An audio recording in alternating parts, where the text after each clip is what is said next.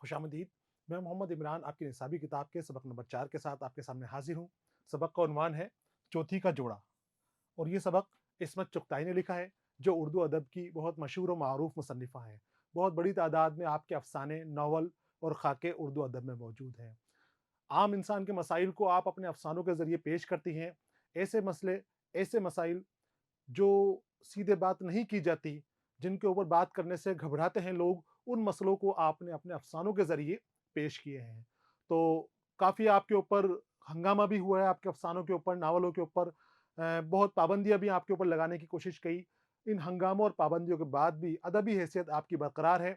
आपके अफ़सानों को अदबी निगाहों से पढ़ा जाता है, समझा जाता है और मुआशरे में इस्लाह के लिए आपको याद किया जाता है। यहाँ पर आपका अफ़साना चौथी का जोड़ा शामिल है। इस अफ़साने में भी आपने बेवा और गरीब तबके के लोगों के बच्चों की शादी के मसले को उठाया है। बेवा घरों की जो बच्चियाँ होती हैं, जो दहेज का इंतज़ाम नहीं कर सकते, अच्छी शादी नहीं कर सकते, शादी के अंदर खूब खर्चा नहीं करते, तो उनके यहाँ पर रिश्ते आना आसान बात नहीं है। बहुत मुश्किल हो जाती है उनकी शादी को और कई बार ऐसा होता है कि शादी के इंतज़ार में ही वो लड़कियाँ ख़त्म हो जाती हैं। चौथी का जोड़ा बहुत खूबसूरत कहानी है। इस कहानी को हमने 2 हिस्सों में तक़सीम किया है।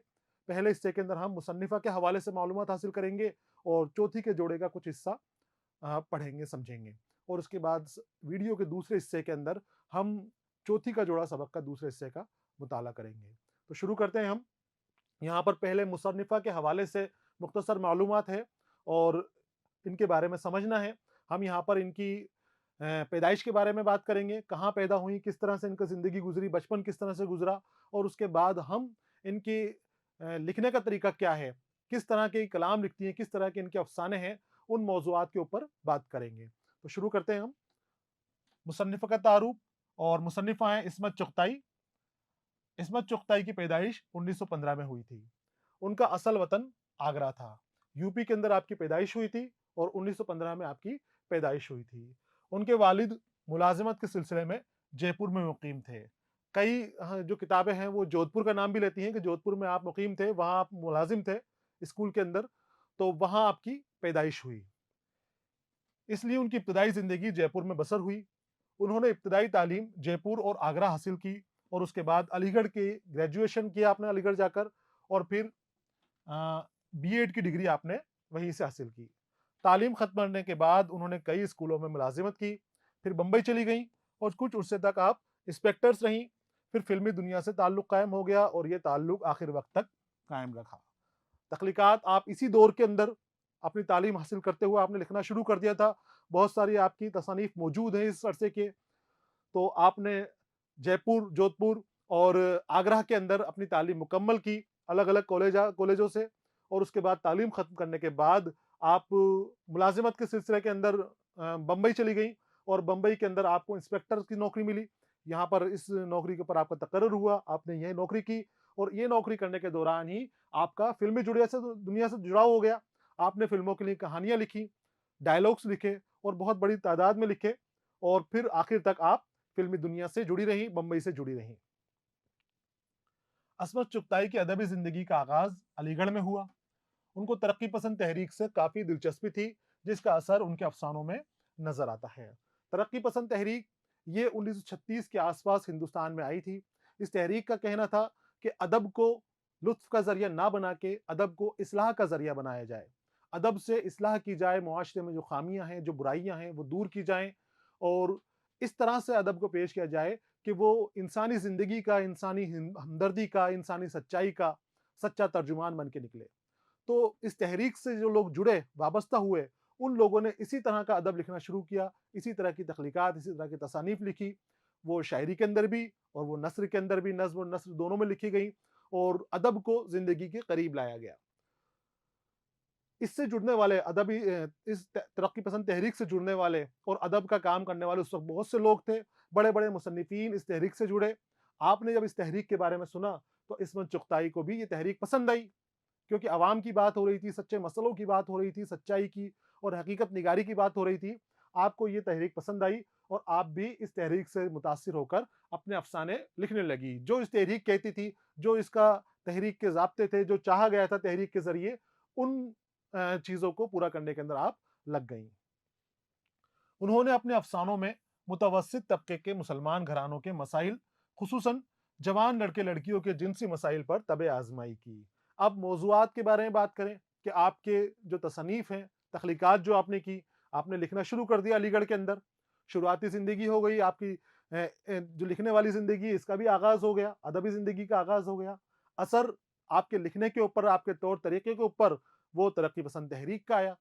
तो आप तरक्की पसंदाना ख़यालात से जुड़ गई और उसी तरह के मौज़ूआत को आप अपने तख़लीक़ात में इस्तेमाल करती रहीं। अब उन मौज़ूआत के अंदर भी जो ख़ास तौर थे मुतवस्सित तबका मिडल क्लास। मिडल क्लास के लोगों के मसाइल, मुसलमानों के मसाइल आपने पेश किए और उसके अंदर भी ख़ास तौर पर आपने नौजवान लड़के-लड़कियों के जिनसी मसाइल को, जो जिनसी मसाइल होते हैं, उन मसाइल को आपने बड़ी शिद्दत के साथ आपने अफ़साने लिखे, उसको बाहर लाने की, उनकी कमियाँ, उनकी ख़ामियाँ बताने की कोशिश करी। हालाँकि जिनसी मसाइल के बताने के बाद ही आपका बहुत ज़्यादा मज़म्मत हुई आपकी, बहुत आपको विरोध का सामना पड़ा, बहुत सारे अफ़सानों के ऊपर आपके इल्ज़ाम लगाए गए, लेकिन आप रुकी नहीं और आप लिखते रहे और लिखती रहीं और अपने जो है अदब के जो मेयार हैं, उनके ऊपर आप आगे बढ़ती रहीं।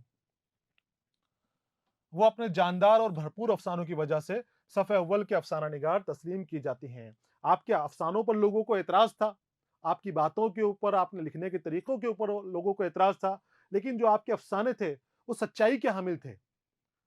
तो सच्चाई की वजह से लोगों को आपके अफ़सानों का, आपके नावलों का, आपके खाकों का मुअतरिफ़ होना पड़ा।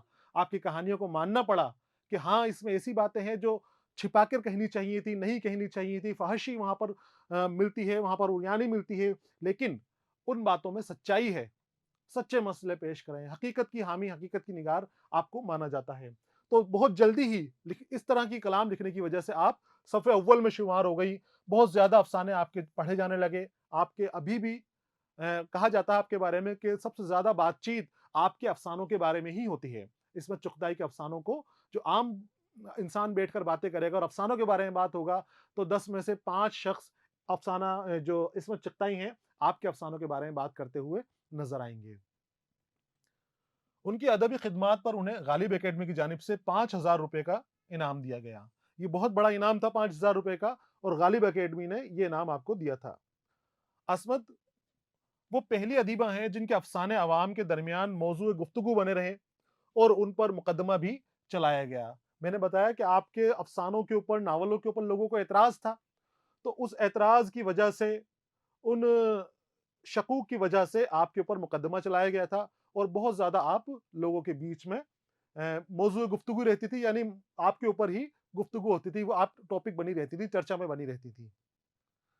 उनकी तहरीरों में ख़ास किस्म का तीखापन मिलता है। उनकी ज़ुबान इशारे और किनाये की ज़ुबान है।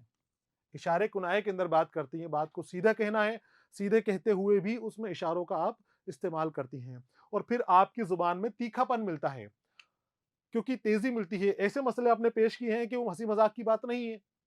वहाँ पर आप मज़ाक नहीं कर सकते, वहाँ पर आप बात को टाल नहीं कर सकते, आपको सीधा उन मुद्दों के ऊपर बात करनी पड़ेगी, सीधा उन मुद्दों को उठाना पड़ेगा। तो इस तरह के मुद्दे जब आपने उठाए जिनसी मसाइल के, मुसलमानों की पस्ती के, कौमी पस्ती के, तो उन मसाइल को आपने तीखी ज़ुबान के अंदर, साफ-साफ ज़ुबान के अंदर कह दिया। अब चाहे किसी को बुरा लगे तो लगे और लोगों को बुरा लगा, इसीलिए आपके ऊपर मुकदमे भी हुए, आपके लिखे हुए किताबों के ऊपर। समाज और फ़र्द के रिश्तों पर वो इशारे-किनाये में तंज़ करती थीं।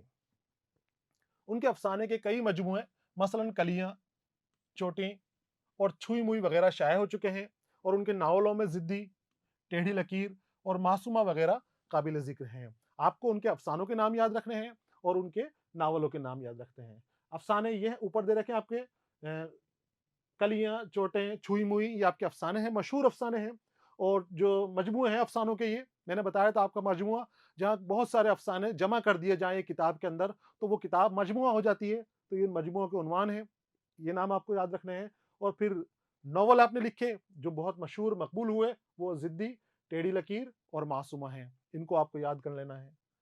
अफ़सानों की तरह उनके नावल भी समाजी शऊर को पेश करते हैं। यानी जो मौज़ूआत आपने अपने अफ़सानों के ज़रिए पेश किए, जिन मुद्दों के बारे में, जिन चीज़ों के बारे में आपने बात की, उसी तरह के मौज़ूआत आपके नावलों में मिलते हैं।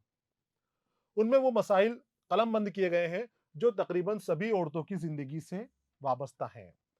जो औरतों की ज़िंदगी की परेशानी रहती हैं, किस-किस तरह की चीज़ों को उनको सामना करना पड़ता है, घर में, बाहर, क्या-क्या वो देखती हैं, वो सारी की सारी चीज़ें वो आपने महसूस किया और वो चीज़ें आपने अपने कलाम में शामिल कर दी।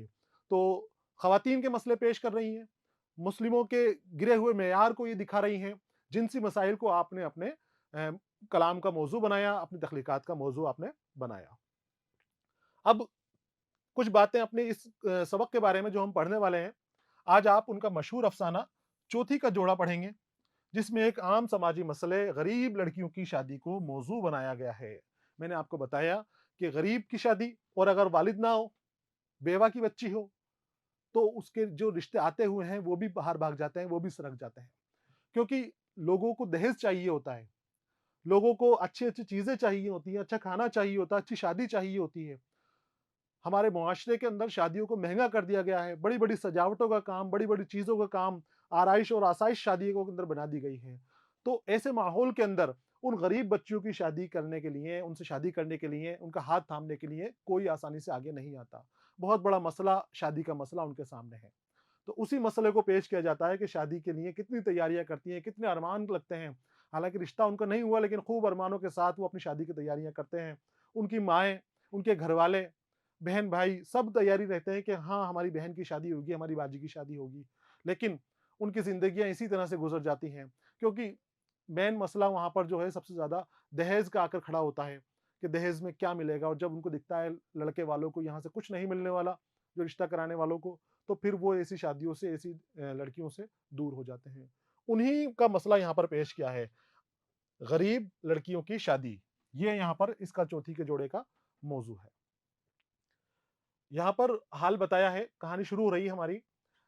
एक माँ है और 2 बेटियाँ हैं। इनके वालिद का इंतकाल हो चुका है और बड़ी बेटी की उम्र धीरे-धीरे ढलक रही है, जवानी से अब आगे बढ़ रही है वो।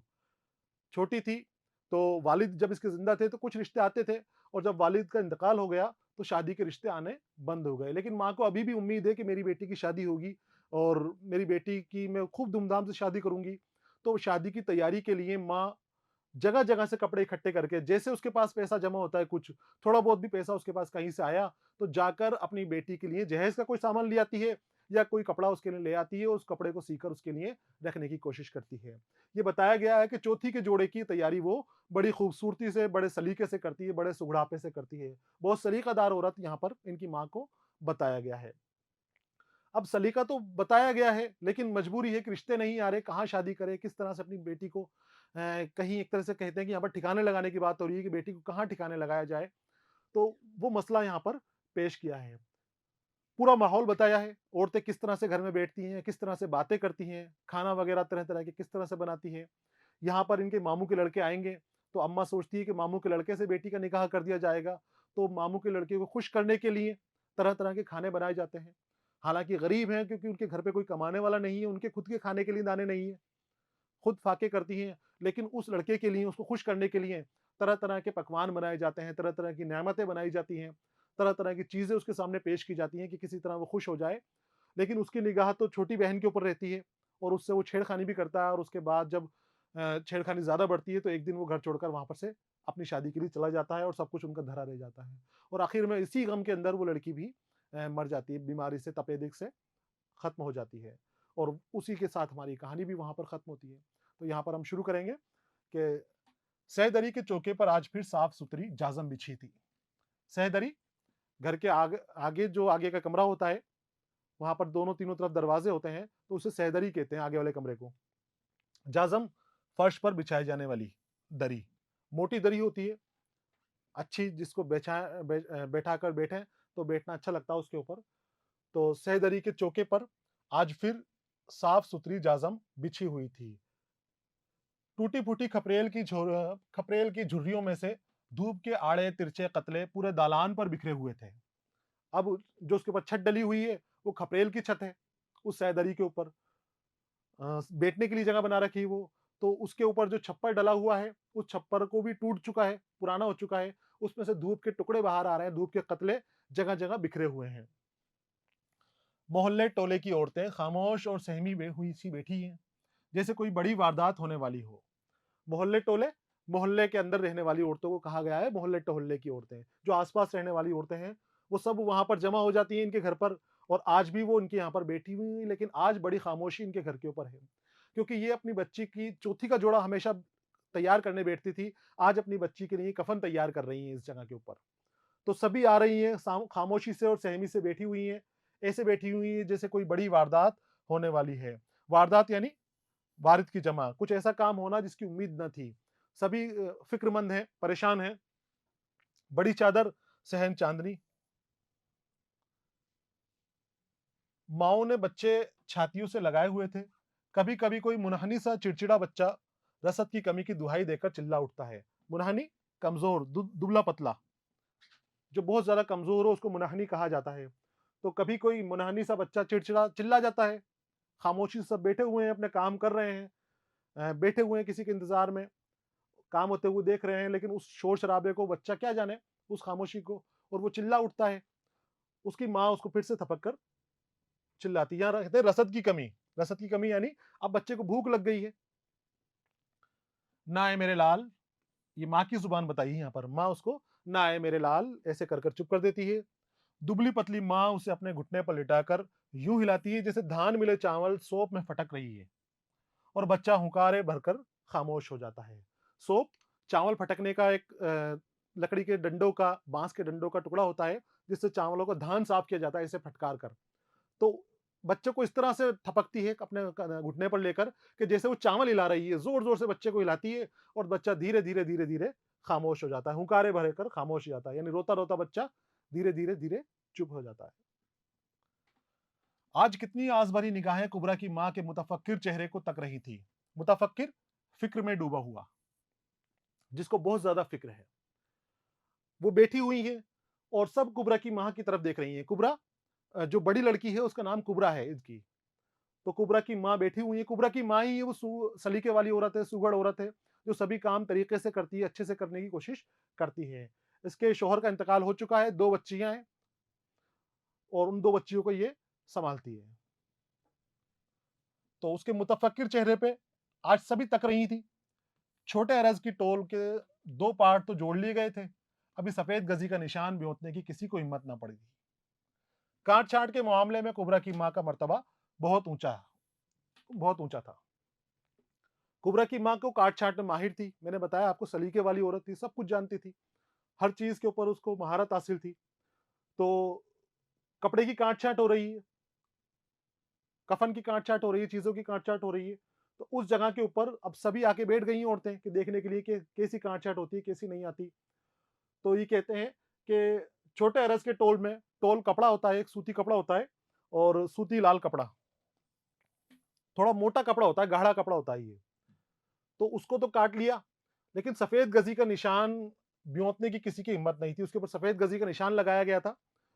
गज़ी भी एक कपड़ा होता है जो सूती कपड़े जैसा होता है और थोड़ा मोटा होता है, सफ़ेद कपड़ा होता है ये। तो उसको अब काटने की किसी की हिम्मत नहीं हो रही थी, क्योंकि अगर काट-छाँट छोटी पड़ गई तो कमोबेश हो जाएगा। यहाँ पर चौथी के जोड़े की बात हो रही है। तो चौथी का जोड़ा, जिसको यहाँ पर कफ़न कहा गया है, कि कटाई हो रही है, और इसमें कहा जाता है कि ज़रा-सी अगर नुक्ताचीनी हो जाए तो फिर शादी के अंदर कुछ न कुछ दिक्कत आ जाती है। तो यहाँ पर बात कफ़न की चल रही है, कफ़न काट रहे हैं और चौथी के जोड़े की तरफ इशारा चल रहा है। तो कुबरा की माँ का बहुत सलीके वाली है, कोई काट-छाँट नहीं कर पाता, तो उस जगह पे कुबरा की माँ को लेकर आया जाता है। जहाँ लगता है कि कपड़ा कम पड़ेगा, खराब हो जाएगा, तो कुबरा की माँ उसको सलीके से कर देती है। काट-छाँट के मामले में कुबरा की माँ का मर्तबा बहुत ऊँचा था। उसके सूखे-सूखे हाथों ने न जाने कितने जहेज़ सँवारे थे, कितने छटी-छोचक तैयार किए थे, और कितने ही कफ़न ब्योते थे। जो कुबरा की माँ है, सलीके वाली औरत है, सारे काम जानती है, बहुत उसको एक्सपीरियंस है चीज़ें करने का। उसने सूखे-सूखे हाथ, यानी कमज़ोर है, गरीब है बहुत, ना जाने कितने जहेज़ सँवारे थे। जहेज़ के लिए जो कपड़े बनते हैं, सिलते हैं, कटते हैं, बहुत काम इसने किया है, बहुत सँवारे थे। छठी-छोचक, छठी-छोचक, छठी जो होती है बच्चों की पैदाइश के 6 दिन बाद फंक्शन होता है घर के ऊपर, वो एक छोटी छठी कहलाता है। तो छठी और वही छोचक होता है। छठी-छोचक तैयार किए थे, जो छठी में देने का सामान हो, तो कपड़े वगैरह वो भी इसने तैयार किए थे, और कितने ही कफ़न ब्योते थे। कफ़न बनाना भी, कफ़न काटना भी इसको बहुत सलीके से आता था। कफ़न को भी ये सीती थी। तो उसको हर चीज़ का काम करने का एक्सपीरियंस था, हर चीज़ों को ये जानती थी। जहाँ कहीं मोहल्ले में कपड़ा कम पड़ जाता और लाख जतन पर भी ब्योनत ना बैठती, कुबरा की माँ के पास केस लाया जाता और कुबरा की माँ कपड़े की कान निकालती, कड़फ तोड़ती, कभी तिकोन बनाती, कभी चोखटा करती और दिल ही दिल में कैंची चलाकर आंखों से नाप तोल कर मुस्कुरा पड़ती। यहाँ पर कफन काटने की तैयारी चल रही है और चौथी के जोड़े की तरफ इशारा हो रहा है, जैसे मैंने बताया। अब पुरानी बातों की तरफ आ गए कि जहां कहीं भी कपड़ा कम पड़ता तो कुबरा की माँ को बुलाया जाता, इनके पास कपड़ा लाया जाता। अब ये कपड़े को देखती, समझती, कभी तिरछा करके, कभी आड़ा करके, कभी चौखटा करके, तरह-तरह से उसको अपनी आँखों से ही ब्योत लेती, आँखों से ही चेक कर लेती कि कितना नाप का कौन-सा हिस्सा इसमें से निकलेगा और कितना छोटा पड़ेगा, कितना इससे हम चीज़ें कर सकते हैं। ब्योतना मतलब होता है नाप का अंदाज़ा लगाना। नाप करने से पहले, काटने से पहले ब्योता जाता है उसको, पता करा जाता है कि कितना कपड़ा किस जगह के लिए चाहिए। आस्तीनों में कितना चाहिए, कॉलर में कितना चाहिए और कफ़ों में दूसरी जगह पे कितना चाहिए, वो सारी चीज़ें अंदाज़ा लगा ली जाती हैं, तो वो ब्योतना होता है। अब वो ब्योतने के अंदर ये माहिर है, काटने में ये माहिर है। तो कुबरा की माँ कैसे कर रही है? कान निकालती, कान यानी जो तिरछापन होता है, वो कान कहलाती है कपड़े के अंदर। तो वो कान निकाल के उसको सही करती, कलफ तोड़ती, कहीं कपड़े के ऊपर कलफ लगा हुआ है तो उससे कपड़ा थोड़ा सख्त हो जाता है कलफ से, वो खींच-ताच करके कपड़े का कलफ थोड़ा ढीला करती, जिससे कपड़ा काटने में आसानी रहे। कभी तिकोन बनाती, कभी चोखटा और दिल ही दिल में कैंची चलाकर अपनी आँखों से ही नाप लेती, ज़हन से ही नाप लेती कि ये कैसा होगा। नाप तोल कर मुस्कुरा पड़ती और जब उनको पता चल जाता कि हाँ, इस कपड़े से वो सिया जा सकता है जिसको लिए ये आए हैं, तो फिर वो मुस्कुरा पड़ती। फिर क्या कहती? आस्तीने और घेर तो निकल आएगा, गिरेबान के लिए कतरन मेरी बुकची से ले लो। बुकची कपड़ों की कपड़ों की एक पिंडी होती है, एक मतलब आप कह सकते हैं बुकचा जो होता है बड़ा होता है और बुकची छोटी होती है।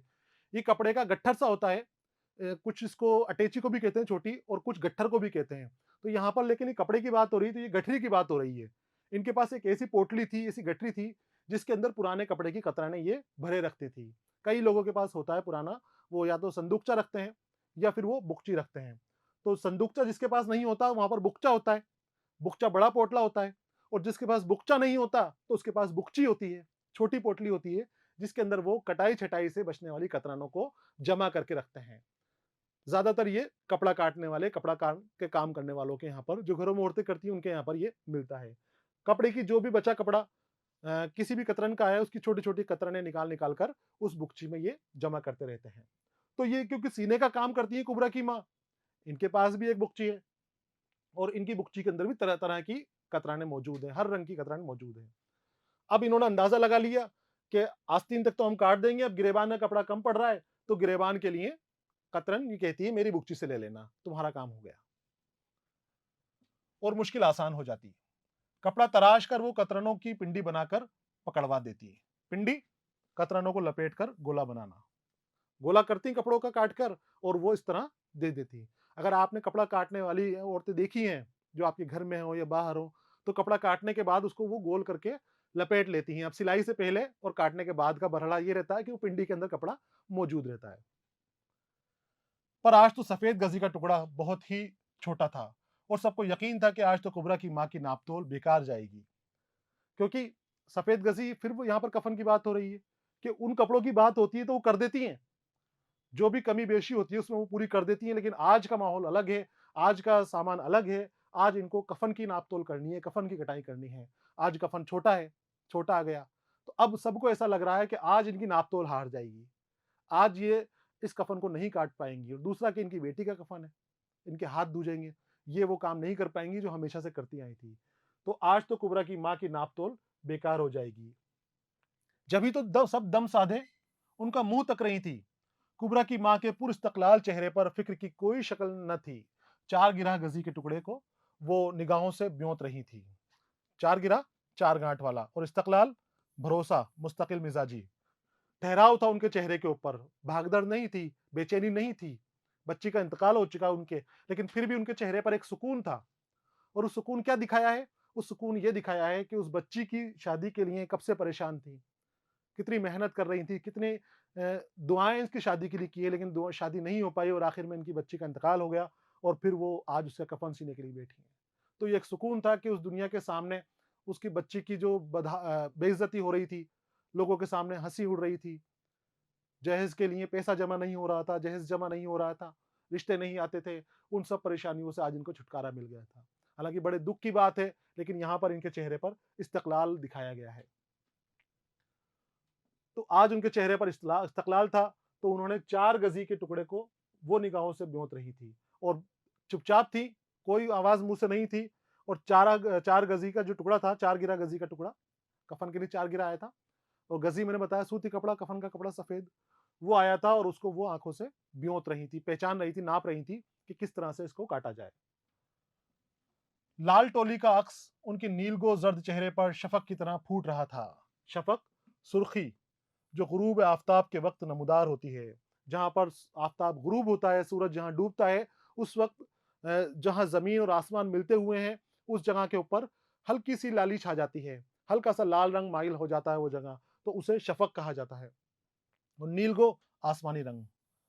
उनका नीलगो चेहरा, नीलगो ज़र्द चेहरा, ज़रदई चेहरे के ऊपर है कमज़ोरी की वजह से, कम खाने-पीने की वजह से, खून की कमी की वजह से ज़र्द पड़ रहा है चेहरा और दुःख की वजह से नीला पड़ रहा है। तो उस नीलगो चेहरे के ऊपर जो रंग है, वो शफ़क़ के रंग की तरह नज़र आ रहा है, शफ़क़ की तरह उनका चेहरा नज़र आ रहा है। और उदास-उदास गहरी झुर्रियाँ अंधेरी घटाओं की तरह एकदम उजागर हो गईं, जैसे घने जंगल में आग भड़क उठी हो और उन्होंने मुस्कुराकर कैंची उठा ली। वो झुर्रियों वाला चेहरा हो गया है, उदास चेहरा है, परेशान हाल है, लेकिन अब वो काट सकती है। उन्होंने आँखों से ब्योत लिया, उसको नाप लिया कि किस तरह से कटेगा और वो उसने मुस्कुराकर कह दिया कि अब काट लेंगे इसको। मोहल्ले वालियों के जमघटे से एक लंबी इत्मीनान की सांस उभरी। सब जो परेशान थे कि क्या आज काट हो पाएगी, नहीं हो पाएगी, आज सही तरीके से ये नपेगा, नहीं नपेगा, क्या आज कुबरा की माँ के हाथ सही ढंग से चलेंगे, नहीं चलेंगे, उनकी कैंची काम करेगी, नहीं करेगी। आज उनकी कैंची भी काम कर रही थी, उनकी आंखें भी काम कर रही थी, उनके हाथ पैर भी सही तरीके से काम कर रहे थे। मोहल्ले वालियों के जमघटे से एक लंबी इत्मीनान की सांस आई। इत्मीनान, सुकून की सांस, आराम की सांस की आवाज आई। जमघटा, मजमा, भीड़, बहुत सारी औरतें इनके यहाँ पर जमा है, बहुत सारी औरतें जो मोहल्ले के हैं आसपास की, वो इनके घर के ऊपर बैठी हुई हैं। गोद के बच्चे बच्चे भी ठसक दिए गए हैं।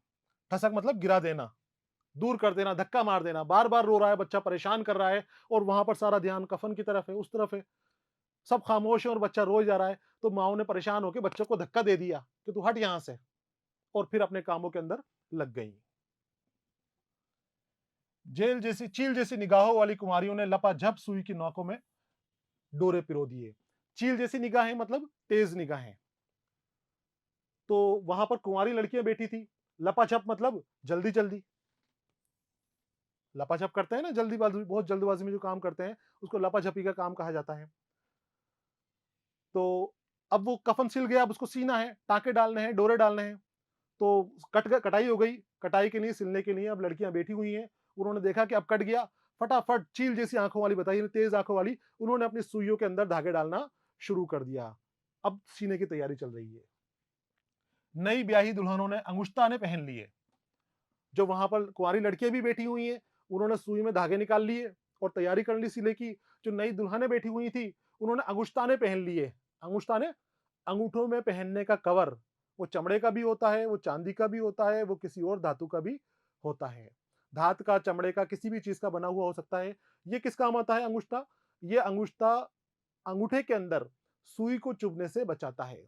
सिलाई करते वक़्त सिलाई वाली औरतें इसको पहनती हैं। तो अब ये नई जो दुल्हनें हैं, जिनकी नई-नई शादी हुई हैं, वो सिलाई की तैयारी कर रही हैं और कुँवारियाँ उनको सुई में धागा पिरो-पिरो कर दे रही हैं। कुबरा की माँ की कैंची चल पड़ी। उनको जो समझ में आ गया था वो काट रही हैं और वो सीने की तैयारी कर रही हैं। सहदरी के आखिरी कोने में पलंगड़ी पर हमीदा पैर लटकाए, हथेली पर ठोड़ी रखे, दूर कुछ सोच रही थी। अब ये कहानी हमारी हमीदा की ज़ुबानी चलेगी। हमीदा छोटी बहन है। बड़ी बहन का नाम कुबरा, छोटी बहन का नाम हमीदा। हमीदा और कुबरा की कहानी यही है। हमीदा ये सारी चीज़ें देख रही बैठी हुई, चुपचाप बैठी हुई दूर, दोनों हथेलियाँ इसकी अपने ठोड़ी के ऊपर हैं और पैर नीचे लटकाए हुए हैं। पलंगड़ी, छोटा पलंग। पलंगड़ी के ऊपर जहाँ पर इसके पैर भी नीचे या नहीं आ रहे, उस जगह के ऊपर ये थोड़ी ऊँची पर बैठी है और बैठी हुई है, सारी की सारा माहौल देख रही है, क्या उनके घर में आज हो रहा है। दोपहर का खाना निपटाकर इसी तरह अम्मा भी सैदरी की चौकी पर जा बैठती थी। अब ये रोज का मामूल बता रही है कि आज तो बैठी हुई है, आज तो वजह है बैठने की, लेकिन ये आज नहीं, अम्मा जो है रोज ऐसे ही जाकर बैठ जाती हैं। अब हमीदा ने कहानी कहना शुरू कर दिया। मुसन्निफा अब जो अभी हमें कहानी के बारे में बता रही थी, इसमें चुगताई अपनी जुबान से बता रही थी, अब वो थोड़ा साइड में नजर आती हैं। अब कहानी हमीदा के मुंह से चल रही है। तो हमीदा कह रही है कि दोपहर का खाना निपटाकर इसी तरह अम्मा भी सैदरी की चौकी पर जा बैठती थी और बुकची खोलकर रंग बिरंगे कपड़ों का जाल बिखेर दिया करती थी।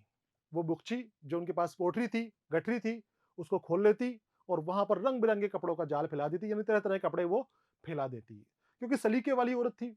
और उन कपड़ों के किसी एक हिस्से से भी कुछ भी चीज अगर बन जाती तो वो उनके लिए जहेज के लिए तैयारी हो रही थी कुछ ना कुछ। कोंडी के पास बैठी बर्तन मांजती हुई कुबरा किन आंखों से उन लाल कपड़ों को देखती। एक सुर्ख झपकी, एक सुर्ख छिपकली उसकी जर्द माइल मटियाले रंग में लपक उठी। अब हमीदा कह रही है कि अम्मा जी रंग बिरंगे कपड़े खोल लेती थी और वहीं कुंडी के पास यानी नल के पास बैठी हुई बड़ी बहन जो है कुबरा, वो बर्तन धोती रहती है।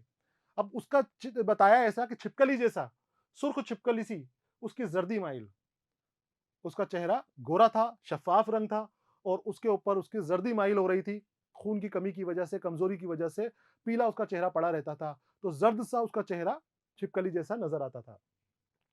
वो चुपचाप उनको देखती रहती थी अम्मा जी को कि वो मेरे लिए जहेज के लिए तैयारी कर रही हैं।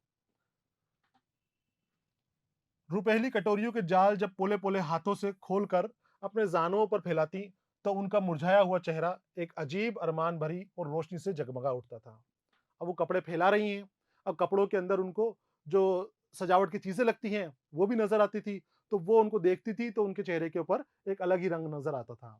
रुपहली कटोरियां, ये कटोरियों के बारे में बात हो रही है। जो जड़ाऊ कटोरियां होती हैं, छोटी होती है, कपड़े के ऊपर जड़ती हैं, सुई से लगाकर उसको जड़ी जाती है, उन कटोरियों के बारे में बात हो रही है। सुनहरी नन्ही मुन्नी सा कटोरी है जो दुल्हनों के लिबास पर ताकी जाती थी। चौथी के जोड़े के ऊपर या शादी के जोड़ों के ऊपर वो कटोरियां लगाकर चमकीला बना दिया जाता है, जोड़े को और खूबसूरत बना दिया जाता है। तो ये उस कपड़ों के ऊपर वो कटोरियां लगाती रहती थी, तो उनका मुरझा हुआ चेहरा एक अजीब अरमान भरी रोशनी से जगमगा उठता था। यानी वो जब जोड़ा देखती थी, वो चौथी का जोड़ा उनको सामने आता था और उसके ऊपर वो सजावट के लिए कटोरियां लगाने शुरू करती थी, तो इनको बड़ी खुशी होती थी कि मेरी बेटी की शादी होने वाली है। हालांकि अभी शादी की कोई तैयारी नहीं थी, लेकिन वो उस जोड़े को देखकर ही खुश होती थी कि आज तो जोड़ा सिल गया, ये सूट इसका आ गया है, कल इसके लिए कोई दूल्हा भी आ जाएगा, कोई रिश्ता भी आ जाएगा। गहरी संदूकों जैसी शिकनों पर कटोरियों का अक्स नन्ही नन्ही मशालों की तरह जगमगाने लगता। हर टाके पर जरी का काम मिलता और मशालें कपकपा उठती। जो काम हो रहा है उसकी वजह से जो चमक पैदा हो रही है, तो वो कपड़ा झिलमिल करने लग जाता, उनकी वजह से पूरा का पूरा कपड़ा जोड़ा चमकने लग जाता था, चमचमाने लग जाता था। याद नहीं कब उसकी शबनमी दुपट्टे बने, टके तैयार हुए और गाड़ी की भारी संदूक की तह में डूब गए। अब हमीदा कहती है कि पता नहीं कब जो अम्मा जी अभी इसको सही कर रही हैं जिस सूट को, उसको दोबारा उसके ऊपर कटोरियाँ लगा रही हैं, झिलमिलाने वाला बना रही हैं, चमकदार बना रही हैं। ये अभी का नहीं बना हुआ, ये पता नहीं कब का तैयार है, बहुत पहले तैयार हो गया था। याद नहीं कब उसकी शबनमी दुपट्टे बने। शबनम कहते हैं ओस की बूँद को, तो ओस की बूँद के बारीक चमकदार उसमें दाने से बनाए गए थे, रेशे बनाए गए थे। तो पता नहीं कब दुपट्टे बने, टके, तैयार हुए, दुपट्टे टकना, उसके ऊपर वो कटोरियाँ वगैरह और झालरें और झिलमिल वाले जो हैं, मशाले वगैरह चमकदार ये लगाना, फिर तैयार हुए और गाड़ी की भारी संदूक में के तह में डूब गए। एक संदूक रख रखी थी अम्मा जी ने अपने पास एक, और जो भी कपड़ा सिलती, उस संदूक के अंदर वो उसको दबा देती थी, डाल देती। जितने भी कपड़े जमा होते थे, वो संदूक के अंदर ही तह करके रख दिए जाते थे, कि जब शादी होगी तब निकाल लेंगे। कटोरियों के जाल धुंधला गए, गंगा जमनी किरणें मांद पड़ गईं, तोली के लच्छे उदास हो गए, मगर कुबरा की बारात ना आई। अब वो कपड़े बना बना कर रखे जा रहे हैं, तैयार हो जा रहे हैं, लेकिन कोई रिश्ता ही नहीं आ रहा और वक्त लगता जाता है, वक्त निकलता जाता है। वक्त निकलने की वजह से जो कपड़ों के ऊपर जाल लगाए गए हैं, जो वहां पर कटोरियां लगाई गई हैं, मशाले लगाए गए हैं, किरणें लगाई गई हैं, गंगा जमनी किरणें इनको बताया गया है, तो ये भी सजावट के लिए किरणें जो लंबी लाइन वाली होती हैं वो गंगा जमुनी किरणें कहलाती हैं। उनके ऊपर लाइन वाले चमकदार रेशे बाहर निकलते हैं। तो वो किरणें लगाई गई थी काफ़ी साल पहले, लेकिन रिश्ता नहीं आया कोई और उम्र निकलती चली जा रही है, तो वो किरणें किरणें भी और वो सजावटी सामान भी धीरे-धीरे मध्यम पड़ता जाता है, उनकी चमक फीकी पड़ती जाती है। और ऐसा होता ही है, शादी के लिए आज कोई कपड़ा लाओ और 4 साल, 5 साल बाद उसको निकालोगे, तो वो शादी का कपड़ा फीका पड़ जाएगा, आने वाले टाइम पर वो खराब नज़र आएगा। तोली के लच्छे उदास हो गए, जो उसके अंदर सजावटी चीज़ें लगाई गई थी, कपड़े के लगाए गए थे चीज़ें तोली की, वो चीज़ें भी खराब होने लग गईं। जब एक जोड़ा पुराना हो जाता, तो उसे चाले का जोड़ा कहकर सेंत दिया जाता। अब इसकी भी अम्मा जी ने तरकीब निकाली थी, कि जोड़े पुराने हो जाएँ तो क्या करेंगे? या तो उनके ऊपर दोबारा से वो कढ़ाई करती, दोबारा से कटोरियाँ वगैरह झालरदार चीज़ें लगाती, चमकीला बना देती। और अगर ऐसा मुमकिन नहीं हो, कि दोबारा नहीं लगा सकते, दोबारा लगाएँगे तो जोड़ा ही खराब हो जाएगा, तो वो क्या करते? उसे चाले का जोड़ा कहते हैं। चाले का जोड़ा मतलब चौथी के बाद या चौथी से पहले शादी के बाद हर हफ्ते जो नई दुल्हन की दावत होती है घर के ऊपर, तो वो चाला कहलाता है। तो वो दावतें जब होती हैं, उस चाले के ऊपर भी नए जोड़े दुल्हन पहनती है। तो वो नए जोड़े तो रहते हैं, लेकिन वो चौथी के जोड़े से फीके रहते हैं। चौथी का जोड़ा बड़ा उम्दा किस्म का होता है, बहुत अच्छा होता है, महँगा होता है। और चाले चौथी के जोड़े के बनिस्बत कम महँगे होते हैं, सस्ते जोड़े वहाँ पर चाले के अंदर दे दिए जाते हैं, पहना दिए जाते हैं। तो अब चौथी के मतलब का नहीं रहा जोड़ा, ये चमक फीकी हो गई, तो इसको कहा कि अब ये चाले के अंदर दे देंगे और इसको सेंत दिया जाता है। सेंत मतलब रख दिया जाता है सँभाल कर, आगे वाले वक़्त के लिए। अब ये चौथी के ऊपर काम नहीं आएगा, इसको देखेंगे चाले में दे देंगे, चाले में काम आएगा। और फिर एक नए जोड़े के साथ नई उम्मीदों का इफ्तिताह होता है। इफ्तिताह शुरुआत। दोबारा फिर से नया जोड़ा सिला जाता है, दोबारा फिर नई उम्मीदें, दोबारा वही मेहनत, वही पैसा, वो सारा का सारा चौथी के जोड़े के लिए लगाया जाता है और चौथी का जोड़ा तैयार किया जाता है। बड़ी छानबीन के बाद एक नई दुल्हन छाँटी जाती।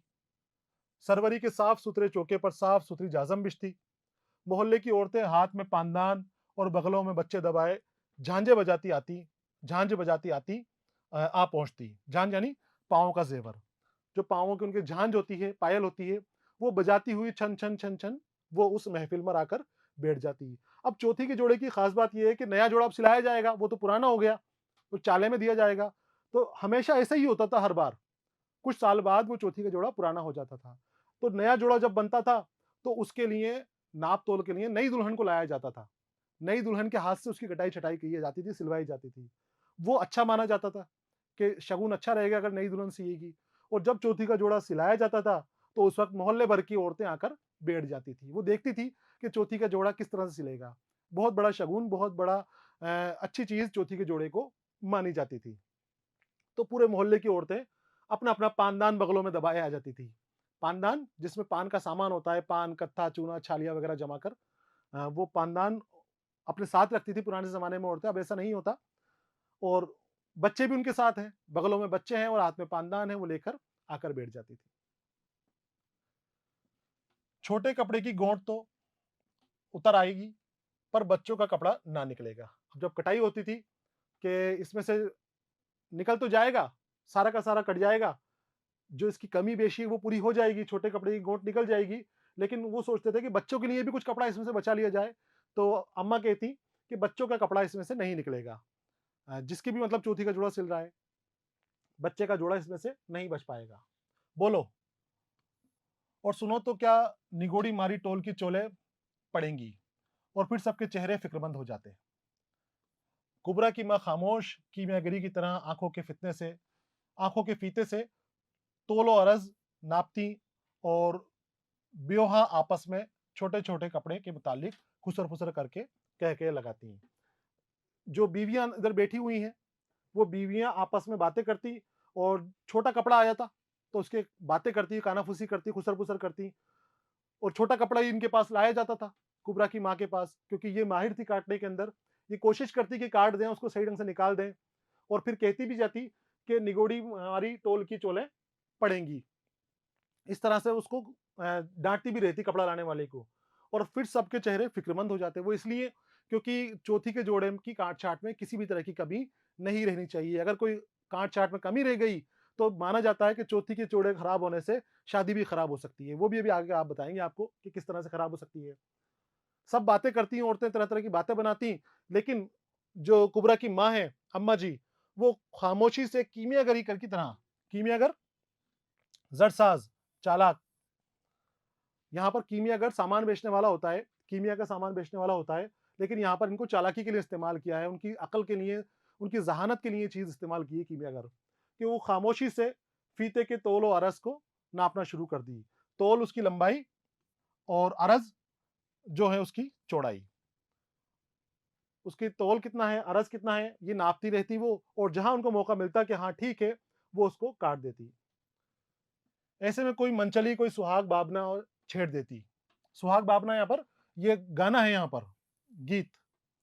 बातों ही बातों के अंदर बैठी हुई है, चौथी का जोड़ा बन रहा है, तो उन्हीं में से कोई औरतों में से कोई एक औरत सुहाग का गाना छेड़ देती, बापना छेड़ देती। तो सब साथ में गाना शुरू कर देती।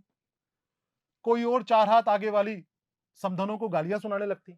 अब वो शादी का माहौल वहाँ पर बना दिया जाता।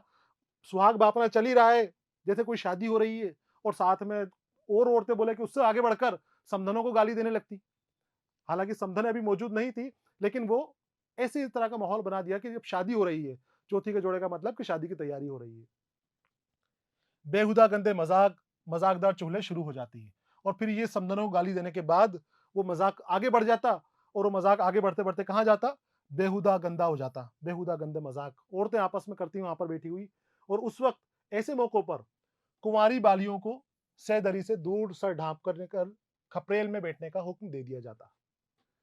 उस वक़्त उनके साथ जो कटाई के लिए कुँवारी औरतें भी आती हैं, कुँवारी बच्चियाँ भी आती हैं, उनके साथ आकर बैठ जाती हैं।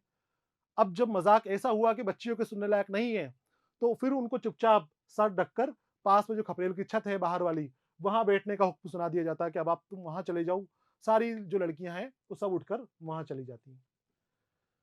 जब कोई नया कहका सहदरी से उभरता, तो बेचारियाँ एक ठंडी साँस भरकर रह जाती हैं। कौन? वो जो लड़कियाँ, कुँवारी लड़कियाँ वहाँ भेज दिया जिनको, वो भी मज़ाक सुनना चाहती थी, लेकिन वो मज़ाक उनके दर्जे का नहीं था, बेहुदा मज़ाक वहाँ पर होता है, तो वो दूर से बैठी रहती हैं और उनके मज़ाक और कहके की आवाज़ें सुनती रहती हैं। जैसे ही कोई कहका उठता, वो समझ जाती वहाँ पर कोई मज़ाक हो रहा है, किसी ने मज़ाक किया है, और फिर इनका भी जी करता है कि वहाँ पर जाके सभी की हँसी की आवाज़ में जाएँ और उनको सुनें कि क्या बातें हो रही हैं, क्यों हँस रही हैं। अल्लाह! ये कह इन्हें खुद कब नसीब होंगे। फिर वो मन ही मन सोचती कि पता नहीं कितना वक़्त गुज़रेगा अल्लाह, कब हम इनकी महफ़िल में शामिल होंगे, कब हमारी शादी होगी, कब हम इनके साथ जाके बैठेंगे और इन मज़ाक जो ये कर रही हैं, इनका हिस्सा बनेंगे। क्योंकि मज़ाक में सिर्फ़ शादीशुदा औरतें ही शामिल होती थीं। इसी चहल-पहल से दूर कुबरा शर्म की मारी कोठरी में सर झुकाए बैठी रहती। इतने में कतरो-बेओनत निहायत नाज़ुक मरहले पर पहुँच जाती है। अब वहाँ पर कुबरा भी मौजूद रहती, लेकिन कुबरा इन सबसे दूर रहती। शर्मीली लड़की थी, बेचारगी और अफ़सुर्दगी के साथ जीती थी। तो वो ना तो उन औरतों में जाती और ना उन बच्चियों के साथ जाती। अकेली अंधेरी कोठरी के अंदर, मच्छर वाली कोठरी के अंदर वो खामोशी से बैठी रहती। बस वो नज़र रखती कि कौन क्या कर रहा है। किसी को कोई ज़रूरत होती, कोई काम होता, तो उसका काम वो पूरा कर देती, उसकी ज़रूरत पूरी कर देती। बाकी वो कभी बाहर नहीं आती। बहुत शर्म-हया वाली बच्ची थी। और इसी दौरान कतरो-बेऊनत निहायत नाज़ुक मरहले पर पहुँच जाती। यानी अब कटाई का मौका है, अब समझ में नहीं आ रहा कैसे काटें? क्या चीज़ हटाएँ, क्या चीज़ जोड़ें उसमें? तो इसको नाज़ुक मरहला बताया है। कोई कली उल्टी कट जाती और उसके साथ बीवियों के मत भी कट जाती। कुबरा सहम कर दरवाज़े के आड़ से झाँकी। तो अब नाज़ुक मरहला पहुँच गया। मरहला यानी हिस्सा, मुकाम। अब नाज़ुकी के ऊपर पहुँच गए, क्योंकि अब काट-छाँट में ज़रा-सी गलती हुई, तो कपड़ा खराब हो सकता है, छोटा कपड़ा है, चौथी का जोड़ा है। काट-छाँट में खराबी नहीं होनी चाहिए, काट-छाँट में कमी कोई नहीं होनी चाहिए, लेकिन मौका पड़ जाता है, हो जाती है, तो वहाँ पर क्या करें? अगर कोई कली उल्टी कट जाती, तो उसके साथ बीवियों की मत भी कट जाती। मत कटना यानी अक्ल मारी जाना, उनकी अक्ल भी खत्म हो जाती, वो चिल्लाना-पुकारना शुरू कर देती, गालियाँ बकना शुरू कर देती। जिसका कपड़ा था वो खराब होता, तो वो चिल्लाता पुकारता है। तो छोटा-सा हंगामा मच जाता, तो कुबरा सहम कर दरवाज़े की आड़ से झाँकती। वो देखती कि क्या हो रहा है बाहर? इतनी आवाज़ें क्यों आ रही हैं? इतना हंगामा क्यों हो रहा है? वो चीख-पुकार बाहर क्यों मच रही है? लेकिन वो औरतें आपस में चिल्लाहट पुकार करती हैं। यही तो मुश्किल थी, कोई जोड़ा अल्लाह हमारा चैन से ना सिलने पाता। यानी अब कुबरा की माँ का हाल बयान हो रहा है, हमीदा ही कह रही है। कपड़े में काट-छाँट में थोड़ी-सी गलती हो जाती, और गलती होते ही औरतें चिल्लाना शुरू कर दी, औरतों ने हंगामा शुरू कर दिया, खूब हंगामे की आवाज़ें आ रही हैं। कुबरा भी खड़ी हुई देख रही है, लेकिन हमीदा कहती है यही तो मुश्किल थी, कोई जोड़ा अल्लाह हमारा चैन से ना सिलने पाता था। हमेशा कुछ ना कुछ बिगाड़ हो जाता था, कुछ ना कुछ गड़बड़ी जोड़े में हो जाती थी। जो कली उल्टी कर जाए तो जान लो नाइन की लगाई हुई बात में ज़रूर कोई अड़ंगा लगेगा। नाइन की लगाई हुई बात रिश्ते के अंदर जब बात करनी होती है आगे जाके, तो फिर नाई के ज़रिए बात को आगे पहुँचाई जाती थी पहले। तो ये इशारे होते थे चौथी के जोड़े के अंदर कि अगर चौथी के जोड़े की कली उल्टी कट जाए तो समझ लो कि वो बात फिर शादी की नहीं बनेगी, कुछ ना कुछ कमी आ जाएगी। और कमी भी कैसी-कैसी आएगी, कली उल्टी कटी तो नाइन की लगाई हुई बात खराब हो जाएगी। कोई अड़ंगा लग जाएगा, या तो दूल्हा की कोई दाश्ता निकल आएगी या उसकी माँ ठोस कड़ों का अड़ंगा बांधेगी। ठोस कड़े, भरवा कड़े, भारी कड़े, जहेज़ का माँग ज़्यादा हो जाएगी, ज़्यादा जहेज़ माँगा जाएगा। जो गोट में कान आ जाए तो समझ लो या तो मेहर पर बात टूटेगी या फिर भरत के पलंग के पायों पर झगड़ा होगा। अगर गोट में कान आ जाए, काटते टाइम पे ऊपर के हिस्से की तरफ अगर उसमें कान आ जाए, तो उस कान की वजह से भी शादी टूट जाएगी, रिश्ता टूट जाएगा। क्योंकि चौथी के जोड़े को इन्होंने शगुन माना है। अब इन्होंने मन के अंदर कुछ ऐसी चीज़ें बैठा ली, अब वो खामखा है लेकिन चीज़ें बैठा ली कि इस तरह की चीज़ें करने से ऐसा होगा। तो वहाँ पर अगर कान आ जाए, तो समझ लो मेहर पर बात टूट जाएगी। मेहर जो दुल्हन का हक दिया जाता है, मेहर दी जाती है, वो मुकर्रर नहीं कि होगी, उसके ऊपर कुछ दोनों लोगों में झगड़ा हो जाएगा, दूल्हा और दुल्हन वालों के अंदर, या फिर दूल्हे की तरफ से भरत के पाए मांगे जाएंगे, भरत का पलंग मांगा जाएगा। पलंग जो है, भरत का पलंग महंगा होता है, सख्त होता है और बड़ी कीमत उसकी नहीं लगती है। अब दहेज में वो हर आदमी नहीं दे सकता भरत का पलंग, तो वहां पर उसके पायों के ऊपर बात टूटेगी, बात छूट जाएगी, यानी रिश्ता छूट जाएगा। तो ये दिखाया गया है कि चौथी के जोड़े का शगुन बड़ा नाजुक होता है। अगर चौथी के जोड़े में कुछ काट-छाँट के अंदर, कुछ सिलाई-कढ़ाई के अंदर, बुनाई के अंदर, वहाँ पर कुछ कमी रह जाए, कुछ गलत उसके साथ हो जाए चौथी के जोड़े के साथ, तो फिर वो शादी होना बहुत मुश्किल हो जाता है। किसी न किसी रुख से वो शादी टूट जाती है। चौथी की जोड़ी का शगुन बड़ा नाजुक होता है। बी अम्मा की सारी मशाकी और सुगड़ापा रह जाता है। मशाकी महारत हासिल करना, खूब मशकी, खूब उन्होंने मशक कर रखी है, खूब महारत हासिल कर रखी है चीज़ के ऊपर। लेकिन चौथी के जोड़े की काट-छाँट के ऊपर वो फेल हो जाती है, कुछ ना कुछ कमी उनके हाथ से छूट ही जाती है। और सुगड़ापा, सुगड़ापा यानी सही तरीके का काम करने का सलीका। उनका सलीका यहाँ पर ख़त्म हो जाता है, उनकी जो सही तरीका ढंग है, वो उनके यहाँ पर किसी न किसी तरह से ख़त्म हो जाते हैं, सब धरा रह जाता है। ना जाने ऐन वक़्त पर क्या हो जाता है कि धनिया बराबर बात तूल पकड़ जाती है। सुगड़ अम्मा ने जहेज़ का सामान जोड़ना शुरू कर दिया था। ज़रा-सी कतर भी बचती तो तेलदानी या शीशेदानी का गिलाफ सीकर ढंग को ढंग को घरों से सँवार कर रख देती। ढंग गोखरू से सँवार कर उसको रख देती। तो यहाँ पर दिखाया गया है कि बहुत महारती हैं वो, सारी चीज़ें जानती हैं, हर बारीक से बारीक कमियाँ वो निकाल सकती हैं, कर सकती हैं। लेकिन पता नहीं क्या होता है कि ऐन वक़्त के ऊपर, ज़रा-सी बात के ऊपर सारा का सारा मामला बिगड़ जाता है। पूरा का पूरा चीज़ खराब हो जाती है। रिश्ते टूटने की बात हो रही है। चौथी के जोड़े के लिए कई उन्होंने जोड़े सिए हैं चौथी के लिए, रिश्ते के लिए अपनी बेटी के लिए कई जोड़े बनाए हैं, लेकिन वो सारे जोड़े यूँ ही बर्बाद हो जाते हैं, यूँ ही रखे हुए वो पुराने हो जाते हैं। कहीं न कहीं बात बिगड़ जाती है और बना-बनाया रिश्ता यहाँ पर खत्म हो जाता है। लेकिन फिर भी आप सलीकेदार हैं, जितना अपने पास से कर सकती हैं, जितना अपनी कोशिश कर सकती हैं, वो कोशिश करती हैं और वो करने की कोशिश भी करती हैं। देखो, सुगड़ अम्मा ने जहेज़ का सामान जोड़ना शुरू कर दिया। अब जहेज़ का सामान कैसे? ज़रा-सी कतरन भी बचती तो तीलेदानी या शीशी का गिलाफ सीकर ढंग गोखरू से सँवार कर रख देती है। गोखरू चमकीले गोखरू होते हैं, फूल होते हैं, जो कपड़े को सजाने के लिए काम आते हैं और गिलाफ कपड़े का कवर होता है। तो तीलेदानी या शीशेदानी, उनका गिलाफ भी ये दहेज के लिए तैयार कर रही थी। छोटी-छोटी चीज़ों के, छोटी-छोटी बातों से वो अपनी बच्ची को महरूम नहीं रखना चाहती थी, हर तरह की चीज़ उनको देना चाहती थी। तो ज़रा-सा कपड़ा भी कहीं से बचता, तो उसकी खूबसूरत तीलेदानी का गिलाफ बना दिया, शीशेदानी का गिलाफ बना दिया, कभी पानदान का, कभी उगालदान का। जो जितना कपड़ा उनके पास बचता, वो उसको काम में लेने की कोशिश करती रहती थी। लड़की का क्या है? खीरे ककड़ी की तरह बढ़ती है, जो बारात आ गई, तो यही सलीका काम आएगा। अब वो अपने आप में सोचती भी जाती कि लड़की खीरे ककड़ी की तरह बढ़ती है। लड़की तेज़ी से बढ़ती हुई दिखती है, तो इसलिए कहा जाता है, मुहावरा है ये, कि लड़की खीरे ककड़ी की तरह बढ़ती है। तो ये कहते हैं कि लड़की तो पता नहीं कब जवान हो जाती है और पता नहीं कब उसका रिश्ता आ जाए, और अचानक रिश्ता आ गया, तो इतना धन कहाँ से लाएँगे, इतनी दौलत कहाँ से लाएँगे? तो ये जो जमा किया हुआ सामान है, ये जो सलीका है, जिसकी वजह से इतना सारा सामान जमा होता है, यही काम आएगा, यही तरीका काम आएगा कि जो वक़्त पे पड़ा वो कर दिया। कभी 1 सामान लिया है, कभी 2 सामान लिया है, कभी कोई चीज़ खरीद ली, कभी कोई चीज़ खरीद ली, ऐसे धीरे-धीरे जहेज़ जमा हो जाता है। यही सलीके वाले लोगों के, सलीकेदार औरतों के काम होते हैं। वो अपने बच्चों की शादी की तैयारियाँ इस तरह से कर लेती हैं। और जब से अब्बा गुज़रे हैं, सलीके का भी दम फूल गया। सलीके का दम, जो तरीका था, जो उनका चीज़ें बटोरने का तरीका था, वो सलीका कहा गया है। लेकिन अब्बा के इंतकाल के बाद बहुत सारी ज़िम्मेदारी उनके ऊपर आ गई हैं। अब वो चीज़ें नहीं कर पाती जो पहले कर लेती थी। जो सलीका वो पहले था, वो सलीका भी अब निभाना भारी पड़ता है, छोटी-छोटी चीज़ें खरीदना भारी पड़ता है। एक-एक सामान खरीदना इनको भारी पड़ रहा है, क्योंकि गुज़र-बसर कैसे करे? क्या खाए और क्या जमा करे और किस चीज़ से दहेज़ इकट्ठा करे? हमीदा को अपने अब्बा के एकदम याद आ गए। अब्बा कितने दुबले-पतले, लंबे जैसे मुहर्रम का अलम। बाप इनके बिल्कुल दुबले-पतले थे, लंबे थे, तो उनको कह रही कि ऐसे लंबे-पतले जैसे मुहर्रम का अलम। मुहर्रम की 7 तारीख को जो अलम निकलते हैं, तो बहुत लंबे होते हैं, बहुत ऊँचे होते हैं। एक बार झुक जाते, तो सीधे खड़ा होना दुश्वार था, यानी कमज़ोर थे। बड़े थे, लंबे थे, लेकिन कमज़ोर थे, अगर झुक जाते या बैठ जाते, तो मुश्किल से खड़े हो पाते थे दोबारा। सुबह ही उठकर नीम की मिसवाक तोड़ लेते और हमीदा को घुटने पर बैठाकर न जाने क्या सोचा करते। फिर सोचते-सोचते नीम की मिसवाक का कोई भोंसड़ा हलक में चला जाता और खाने को खाँसते ही चले जाते।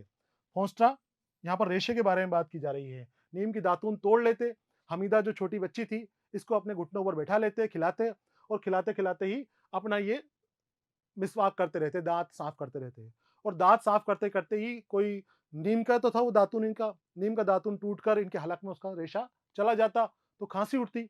और फिर खाँसी ऐसी उठती कि उस खाँसी को रोकना बहुत मुश्किल हो जाता, क्योंकि उनके उसके साथ कई बीमारियाँ भी मौजूद थी जिस्म के अंदर। तो फिर एक बार अगर खाँसी शुरू होती, तो खाँसते ही शुरू हो जाते, खाँसते ही चले जाते।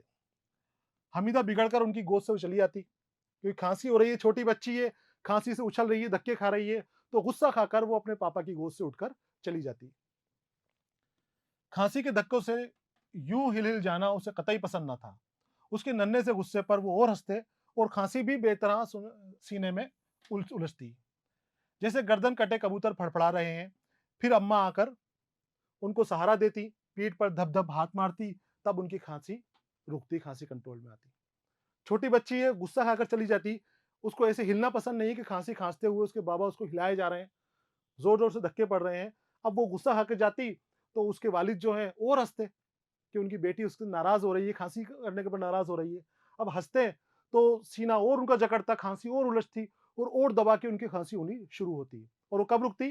जब अम्मा फटाफट वहाँ से आती और उनकी पीठ थपथपाती, थोड़ा सहलाती, तब उनको आराम मिलता और वो खाँसी रुकती। तौबा है! ऐसी भी क्या हँसी! पूँछों के दबाव से सुर्ख़ आँखें ऊपर उठाकर अब्बा ने किसी से मुस्कुराते, बेकसी से मुस्कुराते और खाँसी के तो रुक जाती, मगर वो देर तक बैठे हाँफते रहते। अम्मा आ गईं, बोलती अभी कैसी हँसी है? ऐसा क्या हँसना पड़ा तुम्हारे को कि खाँसी की वजह से परेशान हो गए? पूछो, गले में फंदा लगना, ये बीमारी है जिससे खाँसी होती है, दबाव महसूस होता है ओछों से, तो गले में फंदा लगता। अब दबाव से, क्योंकि बीमारी उनकी है, तो चेहरा सुर्ख हो जाता उनका, आँखें सुर्ख हो जाती, चेहरा लाल पड़ जाता पूरा का पूरा। बेकसी से मुस्कुराते, क्योंकि नहीं है हिम्मत और खाँसी रुकती नहीं है, बीमारी रुकती नहीं है, तो वहीं बैठे-बैठे अब वो खाँसी के बाद हाँफना शुरू करते हैं। कुछ दवा-दारू क्यों नहीं करते? कितनी बार कहा तुमसे? ये अम्मा कह रही हैं अब उनसे। बड़े शिफ़ाख़ाने का डॉक्टर कहता है, सुइयाँ लगेंगी और रोज़ 3 पाव दूध और आधी छटाक मक्खन आपको खाना पड़ेगा। उसने बता रहे हैं कि डॉक्टर के पास गया था मैं, डॉक्टर ने इलाज बताया है कि रोज़ 3 पाव दूध पीना है, सुइयाँ लगवानी पड़ेंगी रोज़ डेली, और साथ में मक्खन आध छटाक आपको मक्खन खाना पड़ेगा। दिक के जो मरीज़ होते हैं वो कमज़ोरी की वज़ह से दिक होता है, उनको टीबी कमज़ोरी की वज़ह से होता है।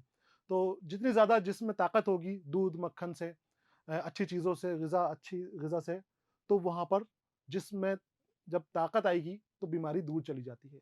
तो डॉक्टर ने यही नुस्ख़ा बताया कि जिस्म में ताकत आनी है, तो अब ये डॉक्टर को गाली दे रहे हैं। अरे खाक पड़े इन डॉक्टरों की सूरत पर। भला एक तो खांसी है और ऊपर से चिकनाई, बलगम ना पैदा कर देगी? हकीम को दिखाओ किसी को। अब डॉक्टर ने जो तदबीर सुझाई, वो अम्मा को पसंद नहीं आई। अब पसंद आने की वजह ये भी है कि मक्खन इतना सारा ये नहीं खरीद सकते, दूध ये रोज़ इस्तेमाल नहीं कर सकते, सुइयाँ ये रोज़ नहीं लगवा सकते। तो अम्मा कहती हैं कि नहीं, आग लगाओ इन डॉक्टरों को, फेंको इनको दूर करो। खाक पड़े इन डॉक्टरों पे। खाक पड़े मतलब मतलब इनको दूर कर दो, इनकी बात नहीं सुनना। तुम किसी हकीम को दिखाओ, हकीम तुम्हारा इलाज बताएगा। अब्बा कहते हैं दिखाऊँगा। अब्बा हुक्का गुड़गुड़ाते और फिर अच्छू लगता। हुक्का मना कर दिया कि अबे दिखा दूँगा डॉक्टर के, और उसके बाद हुक्का लेके बैठ जाते, हुक्का गुड़गुड़ाते। अब हुक्का गुड़गुड़ाते तो फिर वही फंदा लगता गले में, फिर वही खाँसी, फिर वही तकलीफ शुरू हो जाती। आग लगे इस मुँह हुक्के को, अम्मा चिल्ला रही है। उसने तो ये खाँसी लगाई है, जवान बेटी की तरफ भी तो देखो, आँखें उठाकर। अम्मा डाँटती है कि तुम्हारे हुक्के से तुम्हारी तबीयत खराब हो रही है, बीमारी बन रही है अंदर तुम्हारे जिस्म के अंदर, और तुम्हें अपनी जवान बेटी की फ़िक्र नहीं है, ज़रा उसको तो देखो। उसके लिए तो कुछ सोचो, खुद के लिए नहीं सोचो तो। और अब्बा कुबरा की जवानी की तरफ रहम तलब निगाहों से देखते। रहम तलब, रहम माँगने वाली। जब वो कहती माँ कि कुबरा को तो देखो, जवान बेटी को तो देखो, तो वो उसकी तरफ देखते तो ऐसा मालूम होता जैसे रहम माँग रहे हों। अब रहम क्यों माँग रहे हैं? वो रहम इसलिए माँग रहे हैं कि कभी अभी उनकी हैसियत नहीं है अपनी बेटी की शादी करने की। ज बच्ची जवान हो रही है, तो वो कहते हैं कि मुझे रहम कर थोड़ा, तू जवान मत हो अभी। तू जवान होगी तो तेरी शादी का इंतज़ाम करना पड़ेगा, पैसों का इंतज़ाम करना पड़ेगा शादी के लिए, रिश्ते नहीं आएँगे, रिश्ते ढूँढ कर लाने पड़ेंगे, बहुत परेशानियों में मैं हो जाऊँगा, बहुत दुःख-दर्द मुझे सहने पड़ेंगे। तो वो कहते कुछ नहीं है, सिर्फ़ रहम तलब निगाहों से उसकी तरफ देखते हैं, खुद के ऊपर तरस खाने वाली निगाहों से। कुबरा जवान थी, कौन कहता था जवान थी? वो तो जैसे बिस्मिल्लाह के दिन से ही अपनी जवानी की आमद सुनावनी सुनकर ठिठक कर रह गई थी। अब कुबरा के बारे में हमीदा कहती है कि अम्मा ने अब्बा की तरफ इशारा किया कि जवान बच्ची है उसको देखो, और अब्बा ने रहम तलब निगाहों से देखा। अब्बा खुद कुछ नहीं कर पा रहे हैं, परेशान हैं। अब कुबरा के बारे में बात हो रही है कि कुबरा जवान थी। कौन कहता है कि जवान थी? वो तो जैसे बिस्मिल्लाह के दिन से ही अपनी जवानी की आमद सुनावनी सुनकर ठिठक कर रह गई थी। बिस्मिल्लाह का दिन, जब बच्चा 4 साल का हो जाता है, तब 4 साल 4 महीने के ऊपर उसको बिस्मिल्लाह पढ़ाई जाती है। यानी उसकी पढ़ाई की, जो स्कूल में एडमिशन की है, वो शुरुआत हो जाती है। इसके बाद अब बच्चे को स्कूल में दाखिला कराना है, मदरसे में दाखिला कराना है, बाकायदा उसको पढ़ने के लिए कहीं न कहीं लगाना है या पढ़ना है, उसे शुरू हो जाता है। तो वो दिन जब बच्चा 4 साल 4 महीने का हो जाता है, वो बिस्मिल्लाह कहलाते हैं। वो बिस्मिल्लाह जिस दिन होती है, तो बिस्मिल्लाह के दिन से ही कुबरा बड़ी होने लग गई थी। उम्र बढ़ रही है बच्चे की, बड़ी हो रही है। तो सब उससे कहते हैं कि बड़ी हो रही है, जवान हो रही है, बड़ी हो रही है। तो वो सुनकर, आमद सुनकर, जो गरीब घर से है, बड़ी होने का मतलब है और ज़िम्मेदारियाँ बढ़ना। तो वो ऐसा लगता है जैसे उसकी जवानी ठिठक गई है। वो खुद ठिठक के रह गई है कि कैसे बड़ी होऊँ मैं? अगर मैं बड़ी हो गई तो मेरे अब्बा मेरे कैसे मेरी शादी कैसे करेंगे? मेरी अम्मा मुझे कैसे सँभालेगी? ज़िम्मेदारियों के बोझ कई हैं, घर गरीब है, कुछ करने लायक कुछ नहीं है, अच्छा काम नहीं है। तो ये कहते हैं कि उसी वक़्त उसकी जवानी ठिठक कर रह गई थी, कमज़ोर होके रह गई थी। न जाने कैसी जवानी आई थी कि ना तो उसकी आँखों में किरणें नाचें, ना उसके रुखसारों पर जुल्फ़ें परेशान हुएँ, और ना उसके सीने पर तूफ़ान उठे, और ना कभी उसने सावन भादों की घटाओं से मचल-मचल कर प्रीतम या साजन माँगे। वो झुकी सहमी जवानी, जो न जाने कब दबे पाँव आई उस पर रेंग गई, और वैसे ही चुपचाप न जाने किधर चल दी। ये उसका हाल बता रहे हैं कुबरा का। गरीब बच्ची, ज़िम्मेदारियों को समझने वाली बच्ची, हर काम सलीके से करने वाली, सलीके वाली माँ की बेटी। कभी उसने कुछ नहीं माँगा अपने लिए, कभी अपने लिए कोई ख्वाहिश नहीं रखी दिल के अंदर, ना कोई रंगीनियाँ उसके अंदर, ना कोई नाच, ना गाना, ना कोई खुशियाँ। ये बताते हैं कि ना उसके आँखों के अंदर कोई किरणें नाची, यानी उम्मीद कुछ नहीं उसको, तरंगे कुछ नहीं, उमंगे कुछ नहीं। उसको पता है कि उसकी ज़िंदगी किस तरह से गुज़र रही है। ये उम्मीदें, ये तरंगे तब होती हैं जब पेट भरकर खाना मिलता है। पेट भरकर खाना नसीब नहीं है इनको।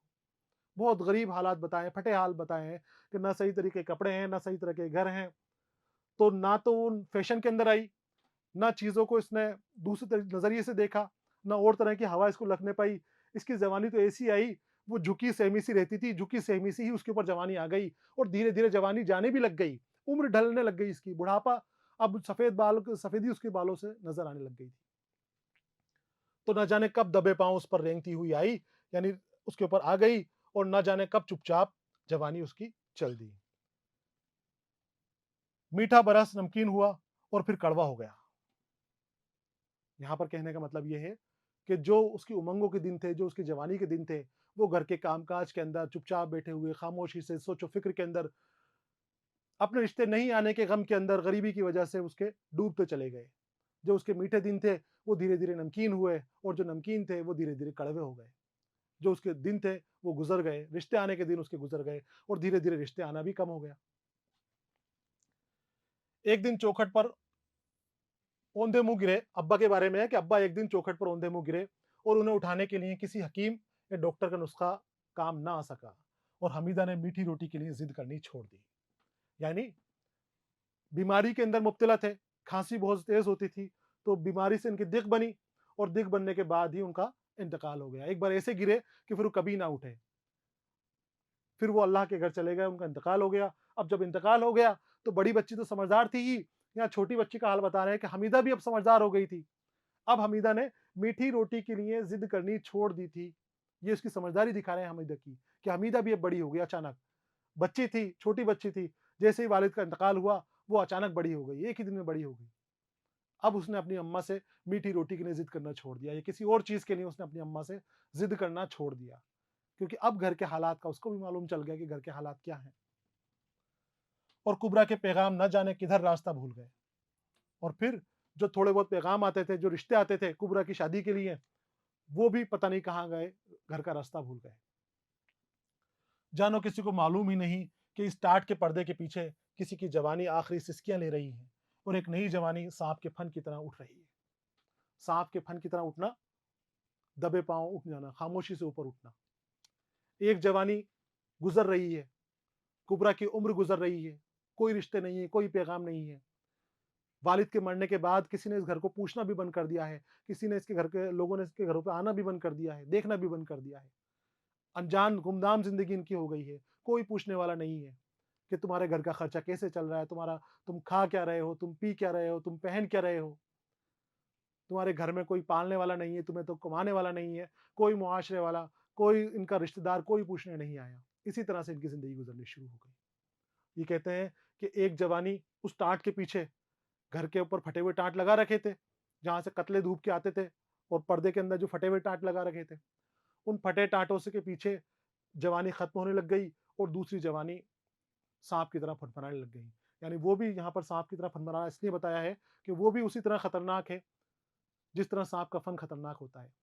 लेकिन क्या कर सकते हैं, वक़्त के और हालात के आगे मजबूर हैं।